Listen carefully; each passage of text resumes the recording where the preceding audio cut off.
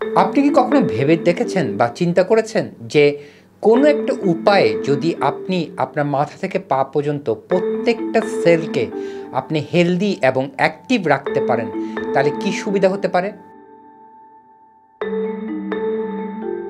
আমাদের কিন্তু সবারই এই চিন্তাটা, তাই না? যে কোনো একটা ওষুধ যদি আমরা আবিষ্কার করতে পারতাম বা কোনো একটা ওয়ে বা কোনো একটা পন্থা যদি আমরা অবলম্বন করতে পারতাম, যাতে আমার মাথা থেকে পা পর্যন্ত প্রত্যেকটা সেল সুস্থ থাকতো, আমি আর অসুস্থ হতাম না, আমার আর ডাক্তারের কাছে যেতে হতো না।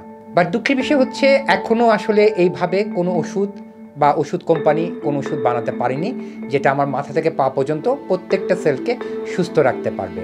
তাহলে আমাকে কি করতে হবে? আমাকে খুব চিন্তা করতে হবে, ভাবতে হবে যে আমি কি কি উপায় বা কি কি ওয়েতে আমি আমার শরীরকে সুস্থ রাখতে পারবো। এখানে আমি যেগুলো বলবো খুব সিম্পল জিনিস, আমাদের নিত্যদিনের জিনিস, বাট আমরা কিন্তু কখনো এগুলো মাথায় রাখি না। যেরকম 1 নম্বরে আসি, অক্সিজেন।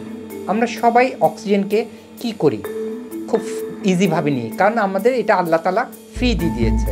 আপনি কখনো ভেবেছেন যাদের শ্বাসকষ্ট বা যাদের অ্যাজমা বা যাদের খুব লাংসে প্রবলেম, তারা কি কষ্টটা করছে? তাদেরকে একবার জিজ্ঞেস করেন যে অক্সিজেন আসলে কত জরুরি এবং গুরুত্বপূর্ণ আমাদের জন্য। তাহলে আমরা কি করব? আমরা ব্রিদিং এক্সারসাইজ, আমরা বারবার বলি ইয়োগা অ্যান্ড মেডিটেশন। সো আমরা যখন ব্রিদিং এক্সারসাইজ করব, আমাদের কি সুবিধা হবে? আমাদের প্রচুর পরিমাণে অক্সিজেন যাবে প্রত্যেকটা সেলে, কোনায় কোনায়, এবং এই অক্সিজেনটা আমাদের সেলের জন্য খুবই জরুরি। 2 নম্বরে আসি, নিউট্রিশন। আমরা অনেক কথা বলি, এটা খাবো না, ওইটা খাবো না, এই ডায়েট, ওই ডায়েট, এভাবে খাবো, ওইটা খেলে হবে না। কিন্তু আমরা কখনো চিন্তা করেছি যে আসলে কতটুকু ভালো প্রপার নিউট্রিশনটা আমার প্রত্যেকটা কোষে যাচ্ছে? আমরা যখন জন্মাই তখন কিন্তু আমাদের প্রত্যেকটা সেল একদম নতুন অবস্থায় থাকে। তারপরে সারা জীবন আমরা এটা সেটা পচা বা আনহেলদি খাবার বা এই জাতীয় ফাস্ট ফুড এগুলো খেয়ে প্রপার নিউট্রিশন না দিয়ে আমার সেলগুলোকে কিন্তু আস্তে আস্তে আমরা খারাপ করে ফেলি। কিন্তু সেলগুলো কিন্তু চায় প্রপার নিউট্রিশন, ভালো খাবার, ভালো হেলদি নিউট্রিশন ফুড। তাহলে আমাকে কি করতে হবে? চেষ্টা করতে হবে যত বেশি সম্ভব সবজি এবং ফলমূল, এবং যত বেশি এগুলো কাঁচা খাওয়া যায়, কারণ সেটা হচ্ছে প্রপার নিউট্রিশিয়াস ফুড, এবং সেল কিন্তু ওগুলোই চায়। তাহলে ধরুন আপনি খেতে বসেছেন, আপনি নর্মাল কিছু খাবার খেলেন, আপনি একটু ফলও খেলেন। আমরা কি করি? বোকার মতো আগে খাবারটা খাই, লাস্টে ডেজার্ট হিসেবে ফলটা খাই। এটা করবেন না। আগে আপনি ফল আর সালাদ জাতীয় খাবারটা খাবেন, তাহলে ম্যাক্সিমাম ওই খাবারগুলো আপনার ইন্টেস্টাইনে গেল, ওখান থেকে আপনার সেলে চলে গেল। তারপর আপনার ইচ্ছে হলে আপনি একটু পচা খাবার খেলেন, কিন্তু দেখা গেল যে আপনার সেল তখন অলরেডি প্রপার নিউট্রিশনটা নিয়ে ফেলেছে ওই ফ্রুটস এবং সালাড থেকে। তখন ওই পচা খাবারটা খুব একটা আমার সেলকে ভিতর ঢুকবে না, আমার খুব একটা হয়তো ক্ষতিটা কম করবে। 3 নম্বরে আসি যে ফিজিক্যাল অ্যাক্টিভিটি। আমরা ফিজিক্যাল অ্যাক্টিভিটিকে কেন এত জোর দিই বা ইয়োগার কথা কেন এত বলি?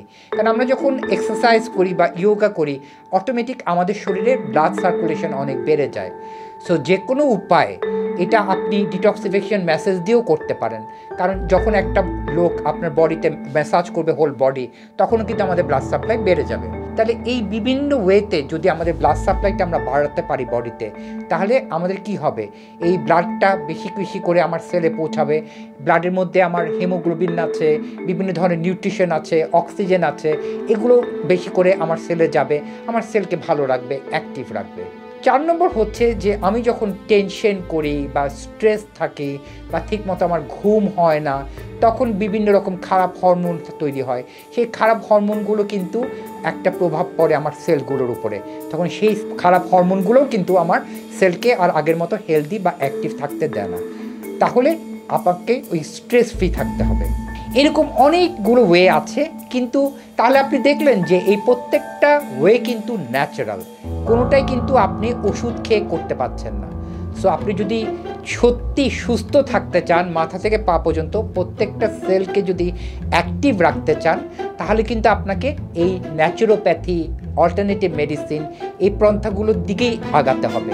কারণ আপনি অ্যালোপ্যাথিক মেডিসিন খেয়ে তাৎক্ষণিক হয়তো একটু ভালো থাকবেন, কিন্তু সবগুলো সেলকে কিন্তু আপনি অ্যাক্টিভ আর হেলদি রাখতে পারবেন না।